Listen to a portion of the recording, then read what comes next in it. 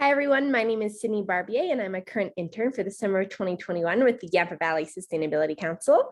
I'm here today to talk to you about my project this summer, which was focused on the Zero Waste Initiative at the Steamboat Springs Farmers Market, which is basically an initiative towards increasing waste diversion in our community through a behavioral assessment looking at zero waste at the farmers market, which I'll explain more in a little bit.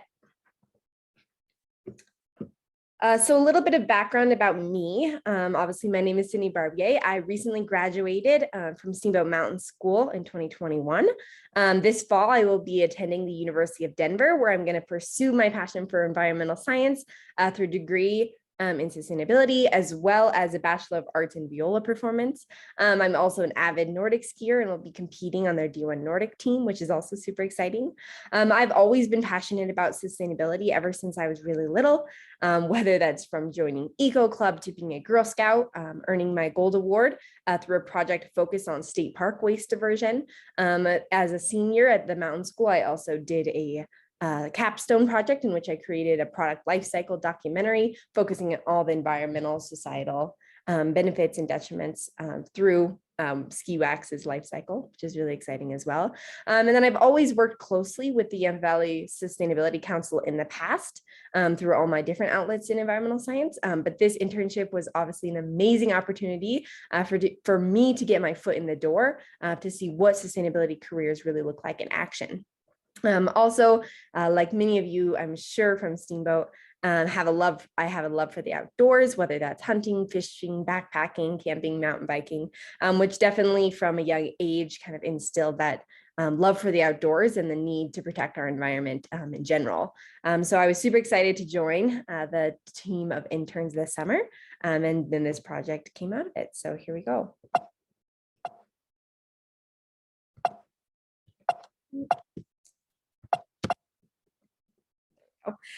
So throughout this project, I had one main staff mentor, Wynn Kamen, who is the current waste diversion director with YVSC. Wynn was absolutely amazing. After doing our staff kind of shadowing experience, I was able to ask her questions about her own background in waste diversion, how she got to where she was.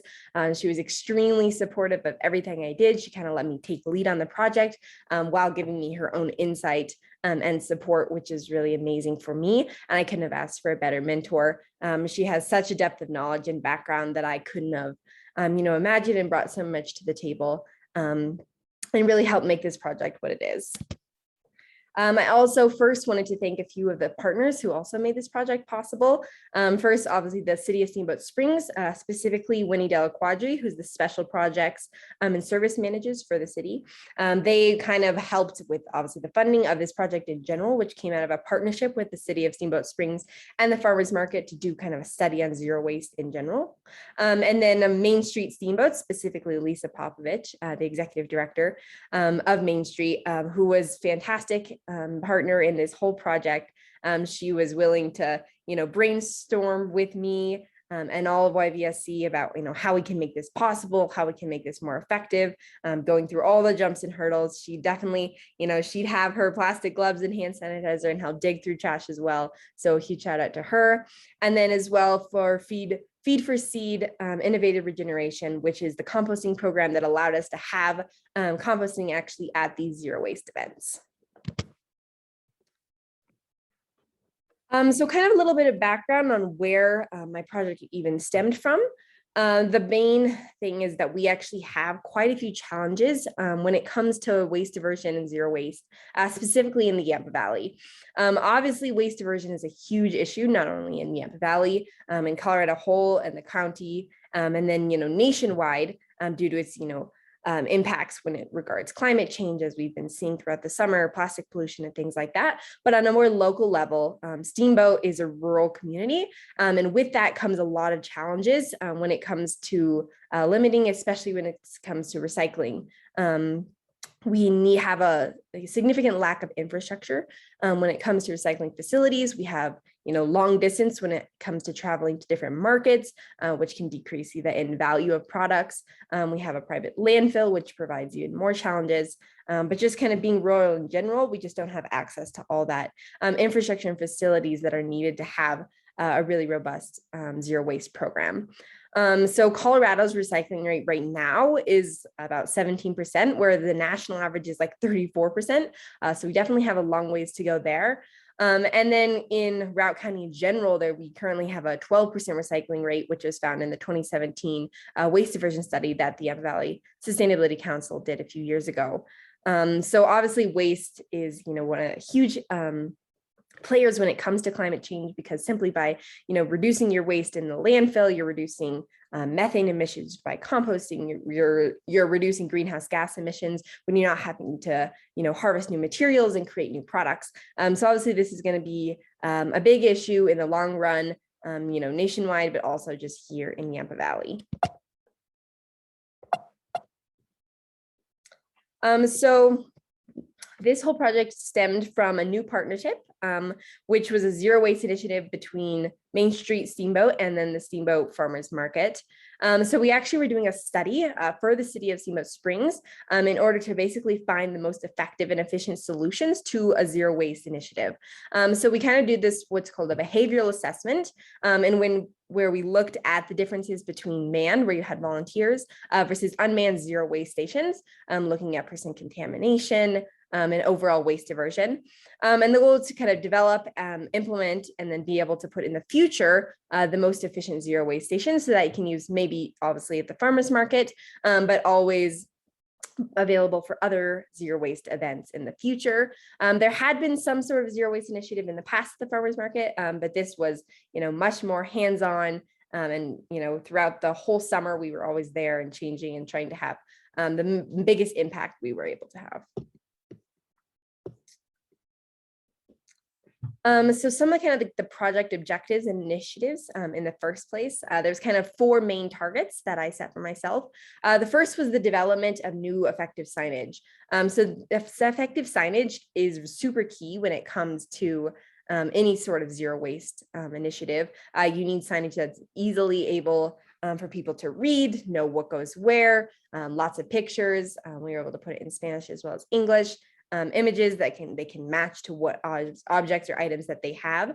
So that was kind of like an ongoing process. And because you can see in kind of the top left here was an example of some of that signage in the end that I had created specifically for the recycling. The next big task was the education of volunteers. So right out from the beginning, I knew that this was something I wanted to set out to achieve, because I believe that having consistent messaging to all the volunteers was going to be super key, so that the volunteers are coming in knowing what they're doing, what their role is as volunteers, and how they can help people in conversations, but also be able to obviously put the materials in the correct place. So for this, I ended up creating a volunteer video, as you can see kind of in the bottom left as well, that I would send out to the volunteer emails every Friday before the farmers market. I actually had so many people come up to me in the end and be like, I watched your video, thank you so much. And it's really cool to see that people actually really did care. And they actually took the time to watch the quick video, view the resources provided, and then come ready to help, which was super amazing. The other thing was reaching out to vendors, specifically on the zero waste materials. Unfortunately, we weren't able to actually reach out to the vendors beforehand, before the farmers market started.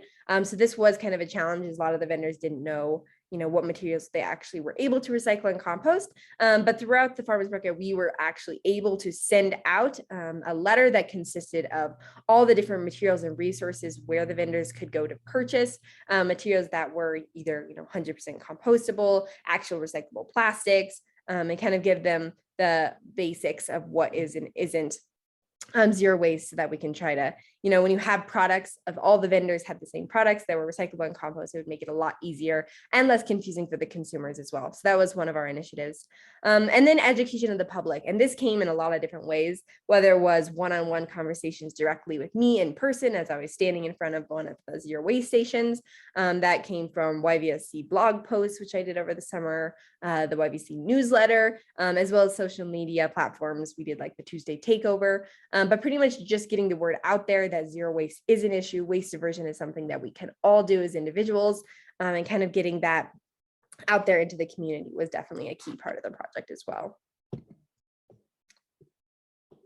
So let's see, some of the data collection piece of this whole project was super key. So as part of the study, we looked at percent contamination. So how much of materials in either the compost, trash, or recycling were actually going to the correct place. So as you can see in these pictures here, this is an example of a compost, a manned compost where there's a volunteer versus an unmanned. Pretty much anytime, right away from the very first farmers market, we knew that when you have volunteers standing there, helping people, guiding people, it always is going to have less contamination than when you have people who don't really know, who aren't taking the time, who are doing what's most convenient and just putting it in a bin. So as far as the compost goes, the manned one, less than 5% contamination, whereas the unmanned compost had about 35% contamination. As you can see, there's plastic bottles, there's straws, there's cups, there's compostable containers too, but there's also even aluminum cans. So clearly, definitely contaminated. And then you can see in one of the recycling, when you have the manned recycling, it's less than 5% contamination again, maybe a few tiny little things, but for the most part, it's all cans, recyclable plastics. But then when you get the unmanned recycling, you're at about 60% contamination. You've got straws, you've got styrofoam, you've got bags, you've got non-recyclable plastics, even compostable containers. So clearly there is, from day one, there's that stark difference between manned versus unmanned stations. As far as like the vendor materials, kind of the tactics for that was more the discussion, education, outreach. And we did, after sending an email, we already saw changes. We were able to catalog the different materials that vendors were purchasing. And we definitely saw a lean towards the more sustainable compostable recyclable materials. At the beginning of the project, we started with estimating bin volumes to kind of get an idea of how much was being diverted. But then after time, we were actually able to take actual mass measurements of each bag, whether it's the recycling, trash, and compost, to kind of see a change over time and actually estimate, percent waste diversion overall. So this is kind of an example of the overall data that we collected. Obviously, we did individual days, but we, used some averages as well because we weren't able to get data every single weekend. But we were able to take the total weight at the end of the market, and kind of add that up. We ended up actually diverting 1,252 pounds of waste that ended up in the recycling and compost and out of the landfill, which is really exciting. And our overall waste diversion rate was about 61%, which for a big event like this, anything over 50 was definitely a success, I believe. And then from this, we actually ended up creating a kind of zero waste, like flyer that would be able to show actually the data in a more visually appealing way. So, you have your pounds of recyclables and your compostables, and then that actually equivalents to 2,982 metric tons of carbon dioxide emitted, and when conserved about 335,000 gallons of gasoline. So pretty much this effort really did have, some sort of impact directly on both the climate and just simply by diverting materials from the landfill with that 61% diversion rate. So the project definitely developed over time. So from the first market, there was pretty much no previous preparations. We weren't really able to, have anything beforehand. So there was no signage. There was just pretty much these blue recycle bins for trash and recycling, these tiny compost bins. The next weekend was kind of our take two. From there, we were able to start implementing the volunteer education video. We had new signage, still small, but at least it was something. And we ended up having these black landfill bins, so at least it looked different from the recycling. The following weekend, we implemented a new stage where we actually had haul away containers, which definitely had their pros and cons. The landfill, the trash bins did have bear locks, which was kind of benefited people because it actually made them stop because they weren't able to open the bear lock. And so they'd be like, oh, maybe I should put my materials in compost or recycling. However, it did kind of get annoying having to open and close the trash bin for people who couldn't figure out the bear lock. Also, they were kind of big and hard to carry around. You weren't able to really estimate percent contamination as well, and the signage wasn't as clear. But still, throughout even just the haul away containers, you're seeing a decreased amount of contamination, but there was a major difference between manned and unmanned stations. And then finally, we ended up with our baseline, which is our new zero waste stations, which consisted of color-coded clear bags where we had your compostable, recyclable, and trash, all in the same order. It was clear so people could actually kind of see what was going in them. It was easily able to estimate volumes and to weigh. We also had big banners that were saying, recycling, this is where the zero waste station is. And we had super effective signage that was visible for everybody to see. So kind of some of the project outcomes and overall results. We did see that dramatic difference again in percent contamination anytime you have that manned and unmanned station. Some of the biggest takeaways, like people really a lot of times do want to do the right thing, but they don't know how to do it, and they need someone to help them where to go. I had lots of great conversations with people who didn't understand that plastic straws and silverware aren't recyclable, but you need to have that person there to kind of help them, or else it's going to automatically end in the wrong place and contaminate potentially an entire batch of recycling or compost. And then unfortunately, a lot of people will choose what is convenient and easy. There's a lot of things going on, and that we even had one station where it was a manned station and an unmanned station across the street. People would walk directly towards the unmanned station to kind of avoid any confrontation. So having the manned stations is definitely going to be key moving forward, if possible. If not, you're just going to pretty much assume that your recycling and compost is contaminated, unfortunately. Again, the volunteer education and increased signage definitely make a really huge difference. Just having that new recycle signage that was big, easy to read, had what plastic numbers are recyclable, definitely made a difference, just even in the unmanned stations. And then volunteer education as well was definitely a big piece of it. So overall, kind of from that one baseline, the waste diversion change over time was about 7%. So it did increase over time, which is exciting, but it kind of hit kind of a set point and probably will continue for the next few farmers markets. But that equivalent of the almost 3,000 metric tons of CO2 emissions. Gas emissions, which is pretty cool. And then the average waste diversion rate over those 4 weeks was about 61%, again, over 50. Pretty amazing that we were able to pull this off with little preparation and over time, and still divert quite a bit of materials to the recycling and compost. So some of the other zero waste events that I participated in throughout this internship, besides the farmers market, one of them was a celebration of life at Howelson, which that one was super excited. They had over a 90% waste diversion rate from the landfill. Lots of recycling cans, very little trash. There was, only one vendor there that had all compostable silverware and containers, which was really exciting. And then also the Yampa Valley Autism Program, they had a luau at the Botanic Park. They had over an 80% waste diversion rate. And pretty much the only thing that went to the landfill at that event was plastic silverware. So had they, avoided that, then they would have been able to pretty much have a completely zero waste event. So from this, we kind of created this zero waste event report that can now be turned into a template that's used at other future events that, shows them their resource impact, their climate and energy impacts, gives them a breakdown of all the waste diversion, what went to where, landfill, compost, or recycling, and then their pretty much overall waste diversion rate. So this is kind of an appealing way that you can give back to the event coordinators and show your event by being zero waste and having recycling and compost, it really did make this much of an impact. So hopefully that'll be something that YVSC can use in the future.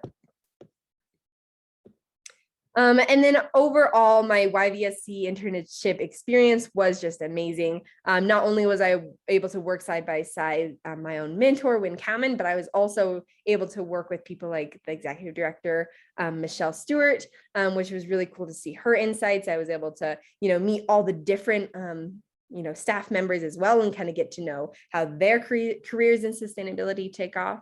Obviously, this was a major hands-on experience. I was actually working in the field, getting dirty, sorting trash, which is really exciting to kind of, have that waste diversion experience and see, maybe it's something I want to continue in my future. Lots of long days at the farmers market, but totally worth it. Also, this project actually put me, since it was like a project-based internship, put me in charge in this leadership role where I had to focus on my skills, in communication and interpersonal skills, as well as, the data analysis and actually getting all that out there. I definitely learned the true meaning of team, that I wasn't doing this alone.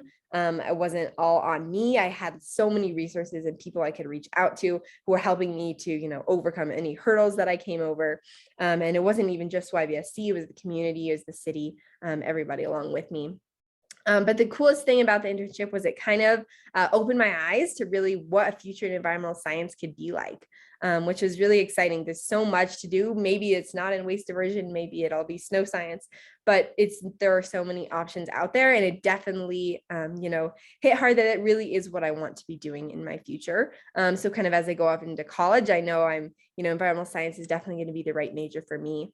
Also, through all of our different we had partners come in and give guest speakers and presentations, which helped me to definitely understand the workings of nonprofit organizations, which is something I'd always been interested in, and hopefully will be a part of my future as well. So that was all really exciting, from the professional development pieces of the project to building a resume. The overall internship experience was just amazing, and I couldn't have asked for a better way to spend my summer, that's for sure. And then kind of so what really is the future of zero waste now in the Yampa Valley? Throughout this project, we kind of honed in on really what YVC's role is in waste diversion. The main thing is we are involved in education, increasing awareness, and behavioral change. We're supposed to, educate the public and connect them to the resources that are available in the community, whether that is composting and recycling, and how they can have access to that. We are not the ones handling the waste. We don't have control of where that is going.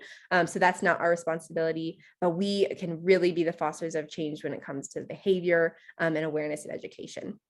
As far as specifically zero waste events, we definitely kind of have created kind of like a zero waste event toolkit that people can use. Definitely admin stations are better. Being able to find volunteers is definitely difficult, but it definitely is worth it in the end.